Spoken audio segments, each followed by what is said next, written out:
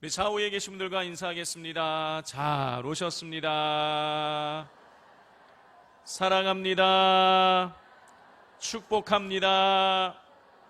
또 선포하겠습니다. 예수님이 부활하셨습니다. 살아계셔서 당신과 함께하고 계십니다. 할렐루야. 요즘 강남에서 인기 있는 직종이 있다고 합니다. 그게 뭐냐? 바로 명품 감별사라는 거예요. 자, 명품 감별사가 인기가 있고 돈을 많이 번다라는 것은 뭘 말하는 것이겠습니까? 진짜 같은 가짜가 많다라는 것이죠. 자, 그래서 제가 인터넷에서 이 명품 백이 진짜인가 아닌가를 구별하는 법을 한번 찾았더니 굉장히 여러 가지 다양한 게 많이 나오는데 그 중에서 4가지만 한번 소개해 보겠습니다. 이 첫 번째는 가죽이 다르다고 합니다. 이 명품백 진짜는 일단 굉장히 부드럽고 이렇게 잡아당겼을 때 아주 자연스럽게 늘어나는 신축성이 있다라는 거예요. 그런데 가짜는 늘어나기는 늘어나는데 뻣뻣하게 늘어난다고 합니다. 두 번째는 이 명품백 안에 새겨져 있는 글자예요. 시리얼 넘버를 이제는 코드로 해서 아예 따로 걸어두기도 하지만 이제 그 안에 새겨져 있는 경우들도 있죠. 그런데 그 새겨져 있는 글자가 명품백은 깊게 이 가죽 깊이 새기지도 않았는데도 아주 선명하게 글자가 보이는데 가품들은 아주 깊게 새겼는데도 그게 선명하게 보이지 않는다고 합니다. 그리고 세 번째는 이 실을 보면 알 수 있다는 거예요. 명품백은 왁스가 발라져 있는 특수한 실로 이렇게 바느질이 되어져 있는데 가품은 일반 실을 사용한다고 합니다. 그래서 전문가들은 그 박음질되어 있는 실만 봐도 알 수 있다는 거예요. 그리고 명품백은 이 박음질 간격이 일정하다는 것입니다. 장인들이 한 땀 한 땀 이렇게 따서 하기 때문에 일정한데 가품은 간격이 일정하지도 않고 자세히 보면 조금씩 삐뚤빼뚤하다고 합니다. 또 4번째로 그 가방에 달려있는 액세서리를 보면 또 알 수 있다는 거예요. 정품 액세서리는 정확한 두께로 이 도금이 되어 있는데 가품은 도금이 되어서 번쩍거리기는 하지만 그게 두께가 일정하지 않아서 금방 그게 벗겨진다고 합니다. 그런데 성도 여러분, 제가 지금 이 4가지의 감별하는 법을 알려드렸는데 들으시고 명품백을 감별하실 수 있으시겠습니까? 그러실 수 있는 분은 아마 거의 없으실 거예요. 보통 사람들은 이게 진짜인지 가짜인지를 구별하기가 쉽지 않습니다. 그래서 요즘 어떻게 되느냐? 명품백을 감별할 수 있는 휴대폰 앱이 나왔다는 거예요. 그 앱을 이용하면 15초 만에 그게 명품인지 아닌지가 그게 금방 감별이 된다고 합니다. 근데 여러분, 우리가 이 실을 보고 가죽을 보고 이 앱을 깔아갖고 갖다 대보고 여러분 이런 거 안 해도 우리는 명품인지 아닌지를 구별할 수 있는 방법을 우리는 알고 있죠. 그게 뭡니까? 비 올 때, 우산이 없을 때 가방을 뒤집어 쓰면 그건 가짜고 비 맞을까봐 품으면 그거는 진짜라고 합니다. 자, 성도 여러분, 참 가짜가 많은 세상입니다. 가방뿐만이 아니라 신발, 시계, 구두, 옷, 가짜가 넘쳐나고 있어요. 중국에 가서 위에나를 현금으로 결제를 해보면 중국 상인들이요, 그 돈을 일일이 위조 지폐 감별기에 하나씩 넣어봅니다. 그만큼 위조 지폐가 많다는 뜻인 것이죠. 요즘 세상에 정말 진짜 같은 가짜가 너무 많습니다. 그러다 보니 이 가짜에 속는 사람들이 많이 생기는 것이에요. 자, 문제는 영적인 세계에도 여러분 진짜 같은 가짜가 많이 등장하고 있다는 것입니다. 물질적인 것을 속으면 그냥 물질 손해보는 것으로 끝나지만 여러분 영적인 것에 속게 되면 여러분 이 영생을 상실하게 되는 것이죠. 그렇기에 영적인 분별력이 우리에게 있어야 하는 것입니다. 자, 그런데 여러분, 이 영적 세계에 이 진짜 같은 가짜들이 여러분 요즘만 있는 것이 아니라 2000년 전에도 있었던 거예요. 자, 우리 1절 말씀을 한번 읽어보겠습니다. 시작. 사랑하는 자들아,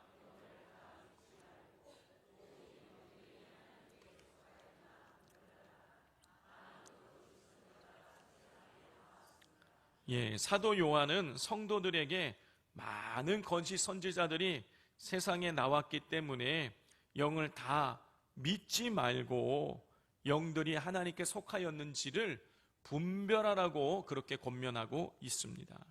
자, 영들이 하나님께 속하였나 분별하라는 이야기는 무슨 뜻일까요? 하나님께 속한 영도 있고 하나님께 속하지 않은 영도 있다는 뜻이죠.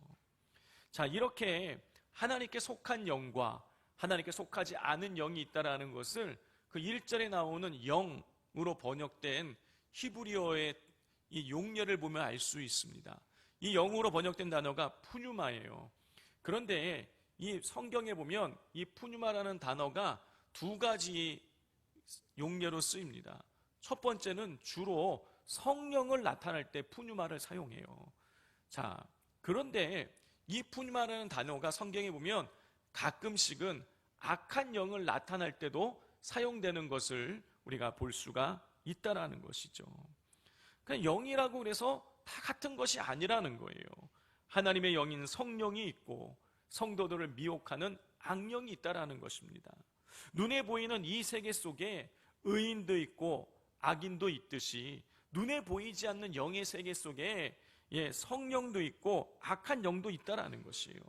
자, 그렇기에 이 사도 요한은 1절 말씀을 통해서 영들이 하나님께 속하여 있는지를 너희들이 분별하라고 그렇게 명하고 있는 것입니다. 자, 그러면 우리가 어떻게 이 영이 하나님께 속한 영인지 아닌지를 우리가 어떻게 분별할 수 있을까요? 사도 요한은 오늘 본문 말씀을 통해서 두 가지 방법을 우리에게 가르쳐 주고 있습니다. 첫 번째 방법은 교리예요. 우리 2절과 3절을 같이 한번 읽어보겠습니다. 시작. 이로써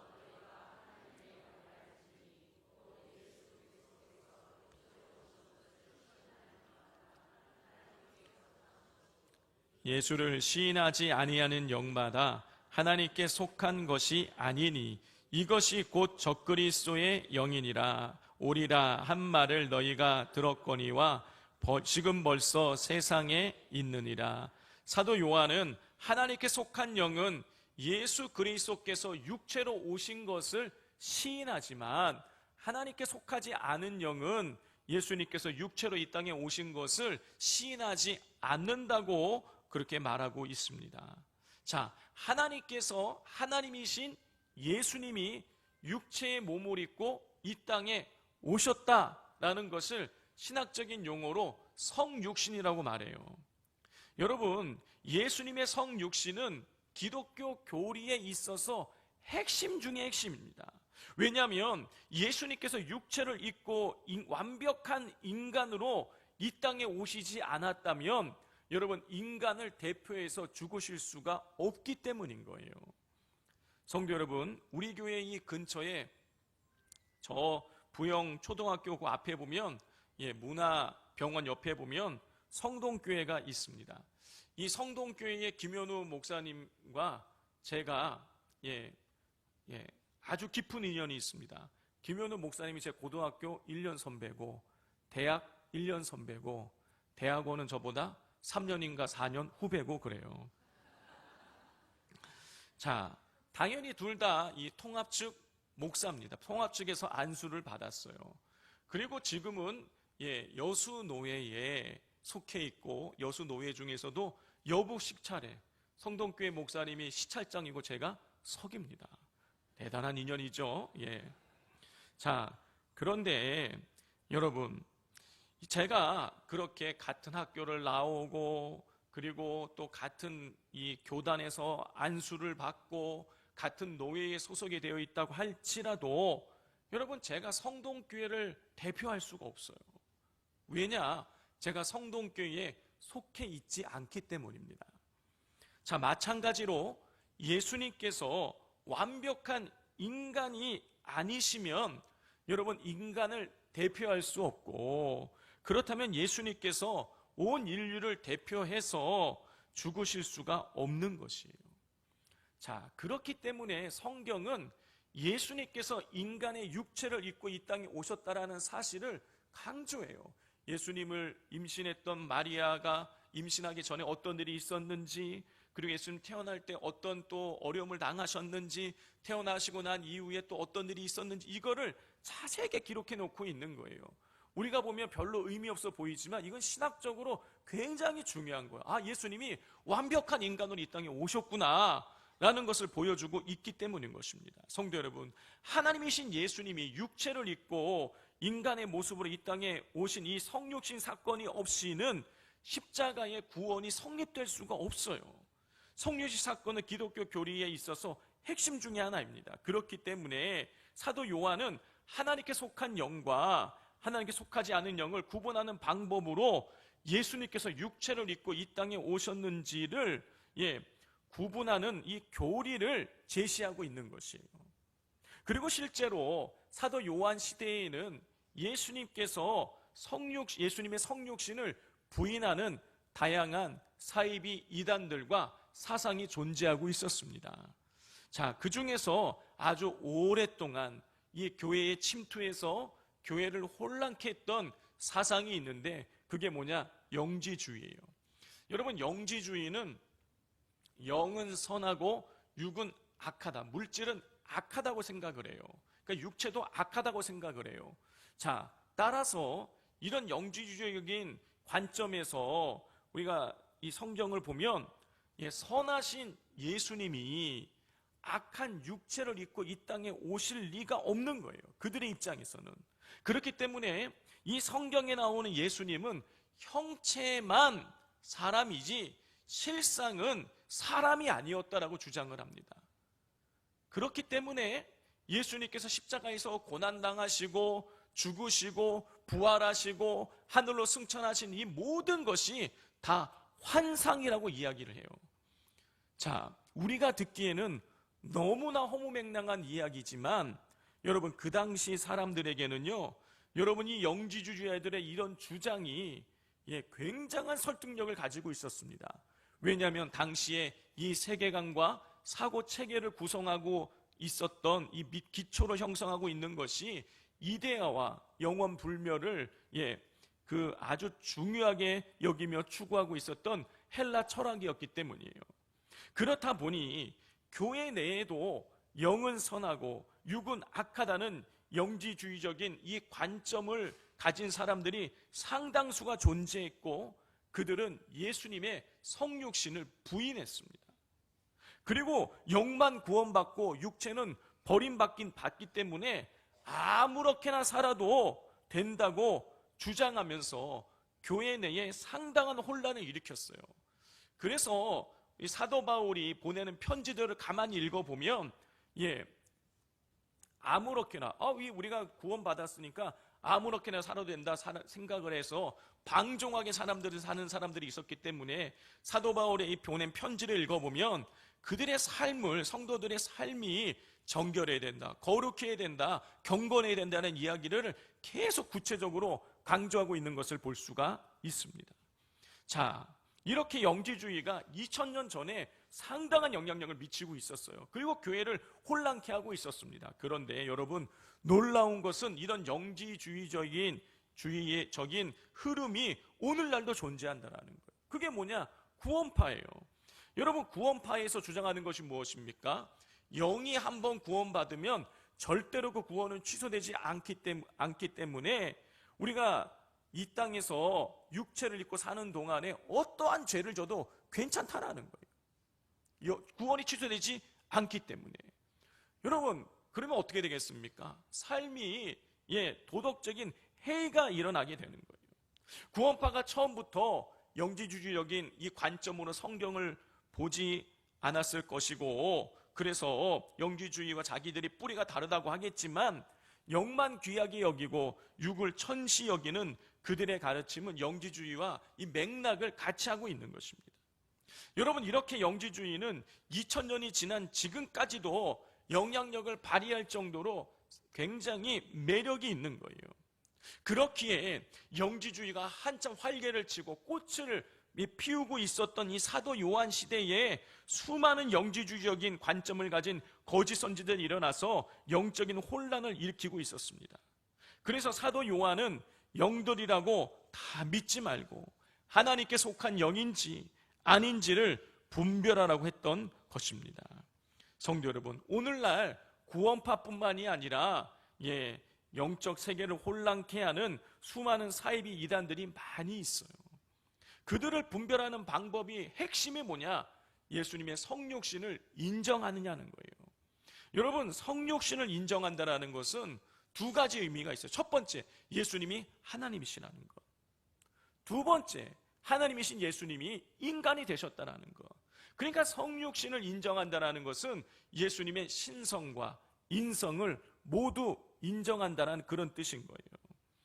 자, 성도 여러분, 제가 3주 전에도 말씀드린 것처럼 기독교 2000년 역사 속에 수백 수천 가지의 이단들이 파생되어 나왔는데, 여러분, 이단은요 둘 중에 하나예요. 예수님의 인성을 부인하든가 예수님의 신성을 부인하든가, 이거 둘 중에 하나인 것입니다.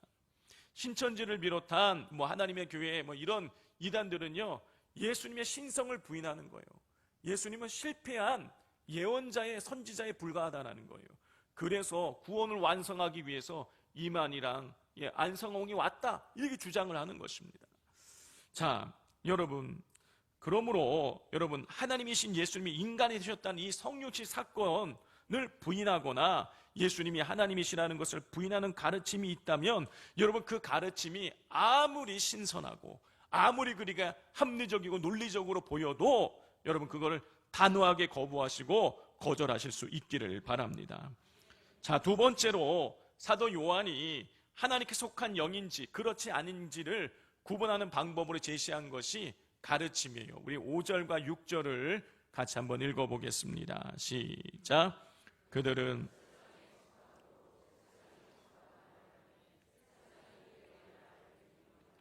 우리는 하나님께 속하였으니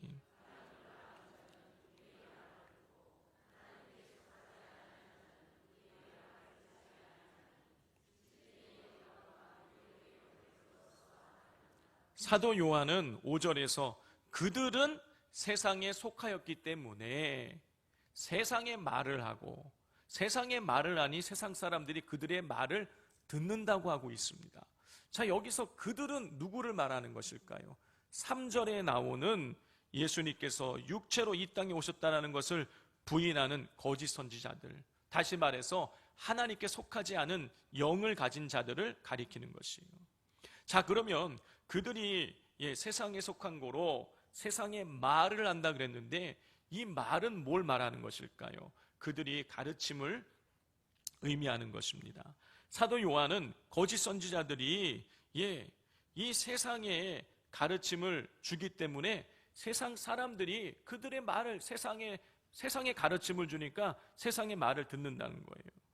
그리고 반대로 하나님께 속한 자들은 하나님께 속한 말, 다시 말해서 하나님께서 주시는 가르침을 듣는다고 하였어요. 성도 여러분, 영은 통하게 되어 있습니다. 하나님의 영을 가진 사람들은 하나님의 영에 감동된 사람들의 가르침을 따르게 되어 있고, 하나님께 속하지 않은 영, 즉 악한 영을 가진 사람들은 이 악한 영의 가르침을 따르게 되어 있는 거예요. 자, 그런데 여러분, 오늘날 이 세상 속에 속한 악한 영의 가르침이 상당히 매력적입니다. 이들의 교회 안에도 침투되어 있는 거예요. 뭐라고 가르치느냐? 예수님께서는 어떻게 가르치셨습니까? 재물과 하나님을 겸하여 섬길 수 없다고 가르치고 있는데, 여러분, 이들은요 세상에 속한 가르침을 주는 이들은 하나님과 재물을 겸하여 섬길 수 있다고 가르쳐요. 그리고 또 이렇게도 가르칩니다. 하나님도 돈 있는 사람들을 통해 역사하시기 때문에 먼저 돈을 벌어야 된다. 또 하나님은 능력 있고 똑똑한 사람을 사용하시기 때문에 공부 잘해야 되고, 공부 잘하기 위해서는 학교, 특별히 고3 생활하는 동안에 신앙보다 공부를 우선시 두어야 한다고 가르칩니다. 여러분 그럴듯해요. 이러한 가르침은 굉장히 합리적으로 들립니다. 그래서 강한 선들력이 있어서 사람들은 돈을 하나님처럼 생각하거나 자녀에게 신앙보다 공부에 우선순위를 두게 만드는 우를 범하게 되는 것이죠. 성도 여러분, 하나님이 돈 있는 사람을 통해서만 역사하십니까? 하나님이 똑똑한 사람만을 통해서 역사하십니까? 여러분 그렇지 않죠. 여러분 하나님이 돈이 없으신 분이십니까? 하나님은 온 우주를 만드신 분이죠. 모든 것이 하나님이시기에 하나님은요 돈 없는 자도 들어서 얼마든지 사용하실 수 있어요. 하나님이 지혜가 부족하십니까?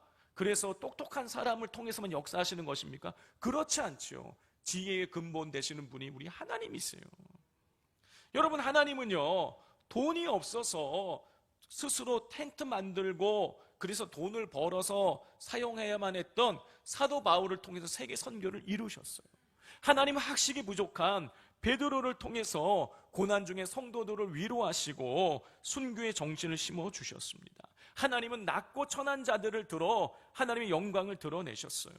그런데 하나님이 아니라 세상에 속한 영을 가진 사람들은 여러분 성경을 세상적인 관점으로 해석하면서 교묘하게 복음의 본질을 왜곡시키고 있어요. 그래서 하나님 앞에서 나를 죽이고 희생하는 것 없이 그저 나를 위해서 하나님께 복받는 것에만 집중하게 만듭니다. 그러다 보니 세상에 속한 사람들에게 이 변질된 복음은 매력적으로 들리게 되고 그 변질된 복음이 진짜 복음인 줄 알고 따르게 되는 것이죠. 그러나 하나님께 속한 사람들은 세상의 가르침이 아니라 하나님의 가르침을 따르게 됩니다. 성도 여러분, 하나님의 가르침의 핵심이 무엇입니까? 성경의 핵심이 무엇인 것입니까? 하나님 사랑과 이웃 사랑인 거예요. 그런데 여러분 이 사랑의 본질은 무엇이에요? 받는 것이 아니라 주는 것입니다. 사랑은 자기 희생에서부터 시작이 되는 거예요. 그리고 그 사랑의 본을 우리 주님께서 십자가에서 보여주신 것이죠. 주님께서는 당신의 생명을 십자가에서 아낌없이 우리를 위해서 내어주셨어요. 하나님께서는 당신의 아들을 우리를 위해서 희생시키신 거예요. 그렇기에 하나님께 속한 사람은, 하나님께 속한 영을 따르는 사람들은 자기를 희생하여 하나님을 사랑하고 이웃 사랑하기를 힘쓰게 되는 것이죠. 자, 여기에 예수 그리스도의 성육신의 사랑과 십자가의 사랑에 감동이 되어 하나님과 이웃을 위해 아낌없이 자기를 희생하며 복음을 전하는 분이 있습니다. 바로 순회 선교단의 김용의 선교사님이세요. 자, 김용의 선교사님의 아버지는 술과 여자와 쾌락과 돈에 미쳐 사시다가 비참하게 돌아가셨다고 합니다. 아버지가 그렇게 허랑방탕하게 가산을 탕진하면서 지내다가 죽게 되셨기 때문에 아버지가 죽자마자 온 집안 식구들이 길거리에 내동쟁이 터졌다는 거예요. 그리고 그때부터 이 동네 사람들은 김용희 선교사님을 보고 저 망한 술집 아들놈이라고 이렇게 불렀다고 합니다. 그 후 굶주림과 소외감과 끝없는 이 원망으로 스스로를 자학하던 이 선교사님은 청년 시절에 하나님의 특별하신 간섭으로 주님을 만나게 되셨다고 해요. 주님께서 선교사님에게 말씀하셨다고 합니다. 내가 너를 사랑한다. 그 후 이 선교사님의 삶은 완전히 달라지셨고 주님을 위해서 순회하시면서 선교사님들을 돕고 파송하는 일들을 지금까지 계속 이어오고 계시다고 해요. 그리고 결혼해서 5명의 자녀를 얻으셨는데 그 5명의 자녀들 모두를 다 선교사로 파송하셨다는 거예요. 그 첫 번째 아들 선교사님의 성함이 뭐냐? 김선교예요. 선교하다 죽어라. 김선교로 짓고 그 아들도 파송을 하신 거예요. 어느 해인가 이 김용희 선교사님이 아프리카 지역을 순회하면서 선교사님들을 찾아가 방문하면서 위로하고 격려하는 일들을 하다가 기니비사우라는 나라에 가셨습니다. 기니비사우라는 나라 혹시 들어보셨습니까? 저도 처음 들어봤어요. 간증 들으면서 제가 처음 알게 되었어요. 지도 찾아봤더니 진짜 아프리카의 아주 조그만 나라더라고요. 자, 그 기니비사우가 현재 최빈국이라고 합니다. 그 최빈국 나라에 이 선교사님이 순회 선교팀들을 이끌고 방문하셔서 선교사님들을 위로하는 일들을 하게 되시는데, 그 중에 한 명이 누구였냐? 바로 큰아들 김선교 선교사님이 계셨던 거예요. 그 큰아들 선교사님이 계시는 곳을 방문하게 되셨는데, 이 큰아드님은 20대 이 청년 시절에 아무 소망이 없는 그 지역에 보이지 않는 하늘 소망을 심어주겠다고 하면서 그 헌신하면서 그렇게 선교지를 찾아가셨다고 합니다.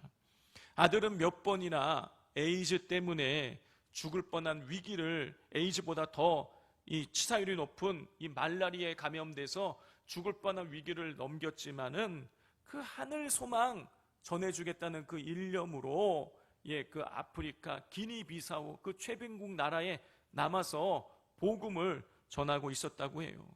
이 선교사님이 가셨을 때에 그 김선교 선교사님 아들이 맞이하러 나왔는데 너무너무 제대로 먹지 못해서 말라 있었다라는 거예요. 그리고 그곳에 있는 그 흑인들과 같이 우통을 벗고 그리고 나왔는데 정말 눈물이 나서 그 아들의 모습을 볼 수가 없었다고 합니다. 이 김용희 선교사님은 여러 열악한 지역의 선교지를 찾아다니시기 때문에 웬만한 걸 봐서는 고생이라 생각하지 않고 그렇게 넘어가시는데, 그 아들이 있는 그 기니비사우 그 지역은 정말 너무너무 힘들더라는 거예요. 그리고 이제 며칠을 같이 보내다가 이제 떠나오게 되는데 잠이 오지 않더래요. 내가 이 아들을 이렇게 열악한 곳에 내가 놔두고 갈 수 없겠다는 그런 마음이 들더랍니다. 뜬 눈으로 밤을 지새우면서 하나님 앞에 기도했다라는 거예요. 하나님, 바꿉시다. 이 아들 정말 앞이 창창한데 이 아들 내보내 주시고 제가 여기 남아서 선교할 수 있게 하나님 바꿔달라고 그렇게 간절하게 기도를 드렸는데, 선교사님 말씀에 의하면 하나님은 꼭 분리할 때면 말씀이 없으시더라는 거예요. 그렇게 밤새도록 기도를 했는데 하나님의 응답이 없으시더라는 거예요. 그런데 이제 정말 몇 시간 후면 동이 터오르고 몇 시간 후면 그 아들 그 열악한 곳에 놔두고 여기를 떠나가야 되는데 도저히 가슴이 미어지고 도저히 마음이 너무 무거워서 떠나지지가 않더라는 거예요. 그러다가 이제 마음을 채찍질해서 영혼 밑바닥에 있는 그 신앙 고백을 끄집어 올려서 라면 박스를 찢어가지고 거기다가 이 자기의 신앙 고백을 적었다라는 것입니다. 그리고 마지막에 이렇게 적어서 아들에게 줬다라는 거예요. 사랑하는 아들아, 우리 땅끝에서 죽어서 하늘 복판에서 만나자. 그 아들은 그 아버지가 주신 그 편지, 우리 땅끝에서 죽어서 하늘 복판에서 만나자는 그 편지, 라면 박스에 적어준 그 편지를 벽에다가 붙여놓고 힘들 때마다 바라보면서 어려움들을 이겨냈다고 합니다. 성도 여러분, 하나님께 속한 사람인지 아닌지, 하나님의 영을 따르는지 아닌지, 여러분 우리가 교리적으로 여러분 이 성육신을 인정하는가 안 하는가를 보면 우리가 구별할 수 있어요. 또 여러 가지 가르침을 통해서 그 가르침이 하나님 말씀에 합당한지 안 한지를 보면 또 우리가 분별할 수 있겠죠. 그런데 우리가 정말 이 하나님의 영에 감동되어 있는 것인지 아닌지, 하나님이 속한 것인지 아닌지를 분별할 수 있는 가장 확실한 방법은 여러분 십자가에 달려 죽으신 주님의 사랑을 실천하며 살아가고 있느냐를 보면 알 수 있는 것입니다. 진정 주님의 성육신을 믿고 시인하는 사람은 반드시 자기를 희생하면서 이웃을 사랑하고 하나님을 사랑하게 되어 있는 것입니다. 바라기는 우리 산덜교회 모든 성도님들이 우리 김용희 선교사님처럼, 그리고 그 아들 김선교 선교사님처럼 나를 위해 피 흘려 죽으신 그 주님을 위해서 기쁨으로 내 자신을 처복종하면서 희생하면서 하나님 사랑과 이웃 사랑을 온전히 실천함으로 하나님의 기쁨이 되시기를 주님의 이름으로 축복을 드립니다. 기도하겠습니다. 하나님 아버지, 오늘 말씀을 통하여서 하나님께 속한 영과 하나님께 속하지 않은 영이 있음을 이 시간 깨닫게 됩니다. 그러므로 우리가 함부로 하나님 영들을 따르지 않게 하시고 교리적으로 분별할 수 있게 하여 주시고 성경 말씀에 비추어 보면서 정말 이 악한 영과 성령을 분별할 수 있게 하여 주옵소서. 더 나아가서 우리가 진정 예수 그리스도의 성육신의 은혜와 십자가의 구원의 은혜를 경험한 자로서 우리도 예수님과 같이 우리 자신을 희생하며 하나님 사랑과 이웃 사랑을 실천함을 통하여서 하나님의 살아계심을, 주님의 그 구원의 은혜를 만 백성들에게 증거하는 삶을 살아가게 하여 주시옵소서. 예수님의 이름으로 기도드립니다. 아멘.